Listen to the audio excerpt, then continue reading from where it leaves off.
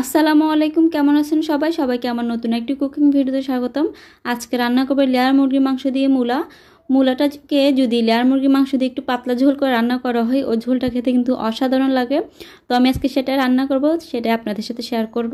আমার ভিডিওটি সম্পূর্ণ দেখবেন, দেখে যদি আপনাদের ভালো লাগে তাহলে একটা লাইক কমেন্ট শেয়ার করবেন।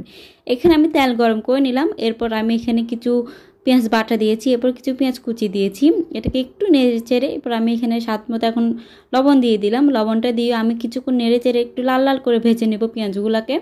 এরপর আমি এখানে বাটা মশলা দিয়ে দিলাম। আমি এখানে রসুন বাটা দিলাম 2 টেবিল চামচ, আর আমি এখানে আদা বাটা দিলাম 2.5 টেবিল চামচ।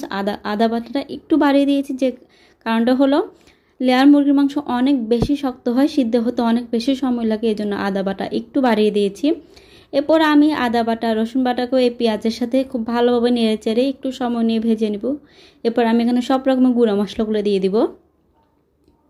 আমি এখানে মরিচের গুঁড়ি দিয়েছি 2 চা চামচ, এরপর আমি এখানে হলুদের গুঁড়ি দিয়েছি 1 চা চামচ, আর আমি এখানে জিরা ধনিয়া গুঁড়া দিয়েছি 2 চা চামচ। আমি মরিচের গুঁড়িটা আমার খুব বেশি ঝাল ছিল, এই কারণে খুব বেশি দিতে পারি নাই, কিন্তু এই রান্নাটাতে কিন্তু ঝাল একটু বেশি প্রয়োজন হয়। আর আমার মরিচেরগুলো অনেক বেশি ঝাল ছিল, জন্য আমি একটু কমিয়ে দিয়েছি। আপনারা আপনাদের মরিচের ঝাল অনুযায়ী সেটা ওই হিসেবে ব্যালেন্স করে দিবেন। এরপর আমি একটু সময় নিয়ে এই মশলাগুলোকে অল্প অল্প পানি দিয়ে একটু সময় নিয়ে কষিয়ে নিব, কারণ মশলা যত ভালোভাবে কষানো যায় ততই কিন্তু রান্না মজা হয়, এটা আমরা সবাই জানি। আর কম বেশি ভালো রান্না সবাই করতে পারে, সবার রান্নাই ভালো হয়, শুধু আমাদের রান্না করার ধরনটা হয়তো আলাদা। এরপর আমি এখানে একটা টমেটোকে একটু স্লাইস করে কেটে দিয়েছি। এরপর আমি আরও কিছু পানি দিয়ে আরও কিছু সময় নিয়ে মশলাটাকে আরেকটু কষিয়ে নিয়েছি। এরপর আমি এখানে যে চিকেনটা কেটে রেখেছি সেটা দিয়ে দিলাম। আমি মাংসের পিসগুলো দিয়ে আমি এটাকে এই মশলার সাথে নেড়ে চেড়ে খুব ভালোভাবে এই মশলার সাথে মাংসগুলোকে মেখে নেব। এখন আমি এখানে কিছু আস্ত গরম মশলা গুঁড়া দিলাম। হয়তো আপনাদের প্রশ্ন থাকতে পারে আস্ত গরম মশলা গুঁড়া আস্ত গরম মশলার গুঁড়া বলে ফেলেছি, মানে আস্ত গরম মশলা দিলাম।